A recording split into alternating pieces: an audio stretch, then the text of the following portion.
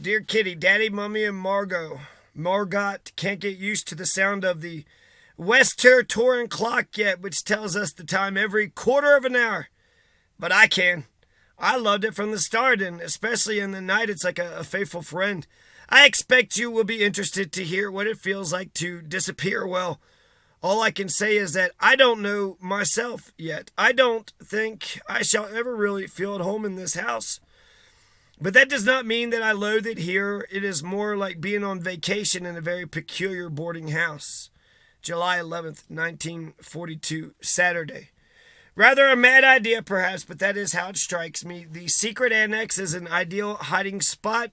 Although it leans to one side and it's damp, you'd never find such a comfortable hiding spot anywhere in Amsterdam. No. Perhaps not even the whole of Holland. Our little room looked very bare at first with nothing on the walls. But thanks to Daddy, who had brought my film star collection and picture postcards on beforehand, and with the aid of paste, pot, and brush, I have transformed the walls into one gigantic picture. This makes it look much more cheerful, and when the Van Dans come, we'll get some wood from the attic and make a few little cupboards for the walls and other odds and ends to make it look more lively. Margot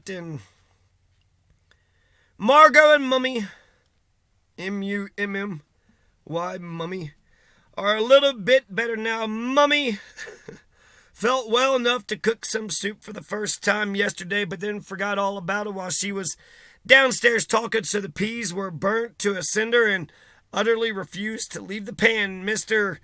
Coop Huis has brought me a book called Young People's Annual.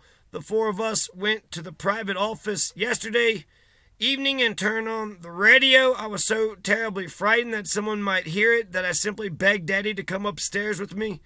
Mummy understood how I felt and came to. We are very nervous in other ways too, that the neighbors might hear us or see something going on. We made curtains straight away on the first day. Really, one can hardly call them curtains. They are just light, loose strips of material, all different shapes, quality, and pattern, which Daddy and I sewed together in a most unprofessional way. These works of art are fixed in position with drawing pins, not to come down until we emerge from here. There are some large business premises on the right of us, and on the left a furniture workshop. There is no one there after working hours, but even so, sounds could travel through the walls.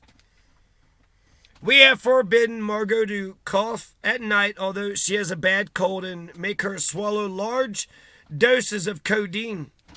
I'm looking for Tuesday when the Van Dans.